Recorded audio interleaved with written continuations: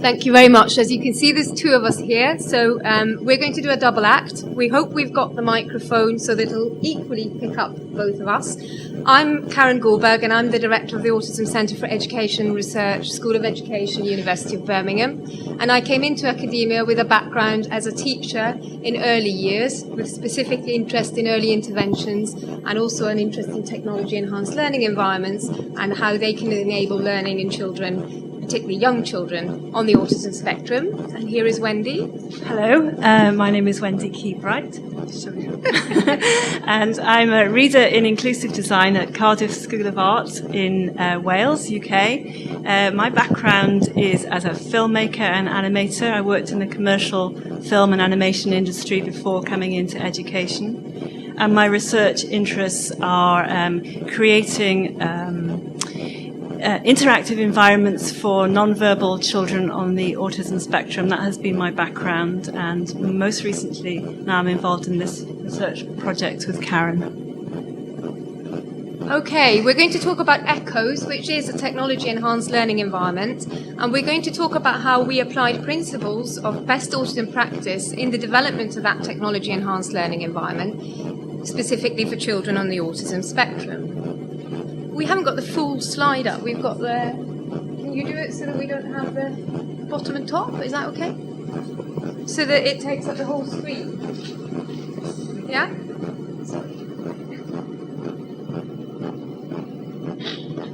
Oh, great. That's better. Is that better for the audience as well? Good, good. So the aims of the ECHOS environment is to motivate both typically developing children and children on the autism spectrum to engage in meaningful functional communication, social interaction, and positive learning experiences. And we aim to develop tools, technological tools, or ECHOS as an educational tool, through which parents and practitioners can examine the specific difficulties that children encounter in different situations, and so that researchers can also investigate how children learn. Importantly, for a technology-enhanced learning environment, ECHOS involves a number of disciplines.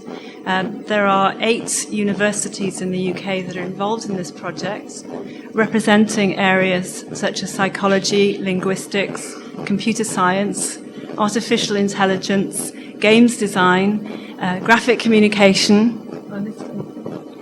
Anyway, there's a number of disciplines. It's a multidisciplinary project, and in the course of this presentation, we're going to be focusing on 2 areas, which are the education, which is Karen's area, and the front end and participatory design aspects of the project, which is my area. And what we really are focusing on, because this is still reasonably early stages of the project, this is a 3-year project, and we're kind of, I say early stages, we're a year into the project. But in any kind of project like this, you spend a lot of time on the conceptual development in the beginning. What we are going to focus on is the process through which we are creating this environment, and it will become clear to you why we're focusing on that, because we aren't at the stage yet where we can present you with data and findings. We really want to explain to you how we're going about creating this technologically enhanced learning environment. So the outline of the presentation is to first of all explain a little bit to you about the ECHOS environment, including its look and feel, but also explaining to you what we mean by the fact that we're trying to create what we call and describe as an intelligent environment. We then go on to explain how we're trying to apply principles of best autism practice to this particular learning environment by exploring the theoretical underpinnings, as well as explaining to you how we're using the CERTS framework.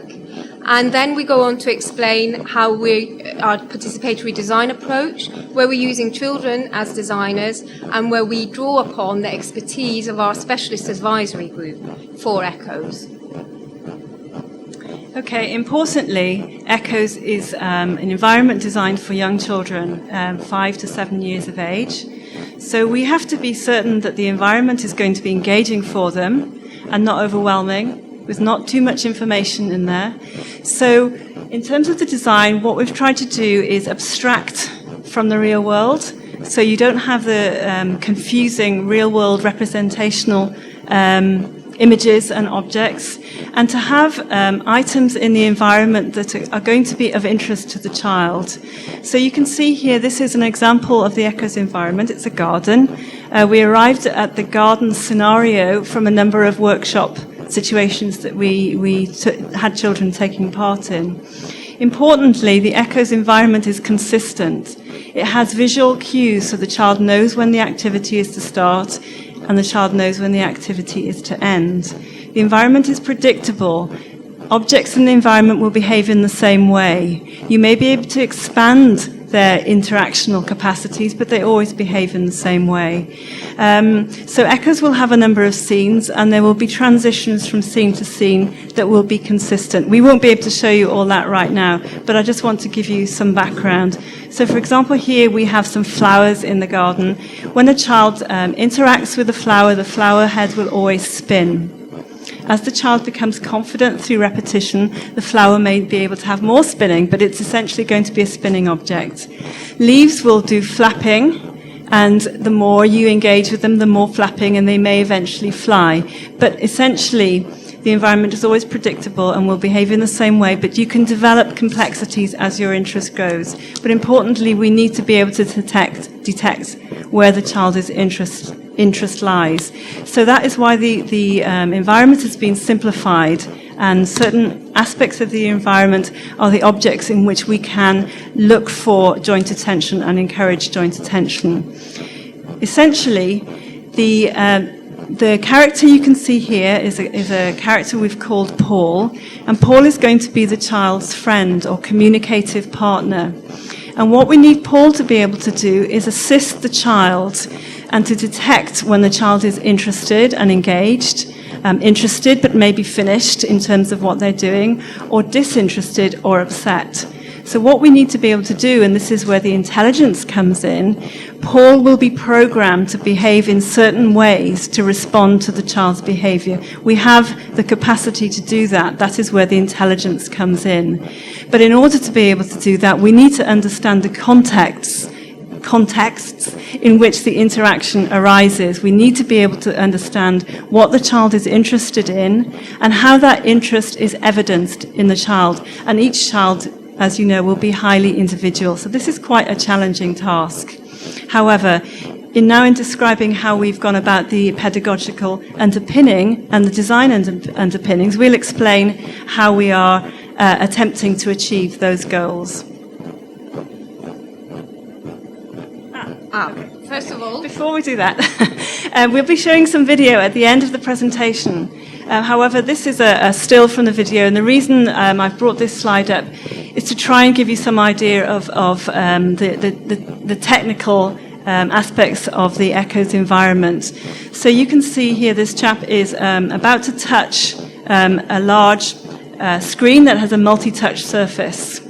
There are cameras either side of the screen which are picking up his eye gaze. So we can monitor, as you can see, there's a computer behind that's monitoring where the child is looking and how the child is responding to Paul.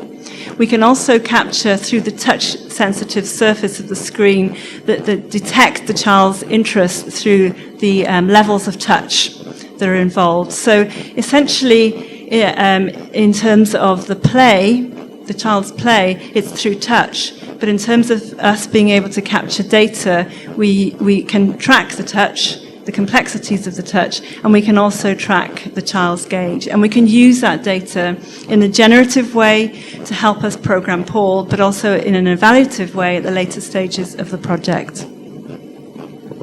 Okay, and in order to really be very clear about what our learning goals and objectives are within the Echoes environment, we're drawing very much on the CERTS approach, and I don't know how many of you are familiar with that. That's been developed by Barry Prezant, Amy Weatherby, Emily Rubin, and Amy Laurent, and it stands for Social Communication, this is the acronym, SC, Social Communication, ER, Emotional Regulation, and TS, Transactional Support. And we, from the start, really wanted to use the technology-enhanced learning environment of Echoes as a way of developing children's social communication with a particular focus, particularly at this stage of the development of the project, on joint attention and symbolic understanding, both of which are clearly underpin social communication.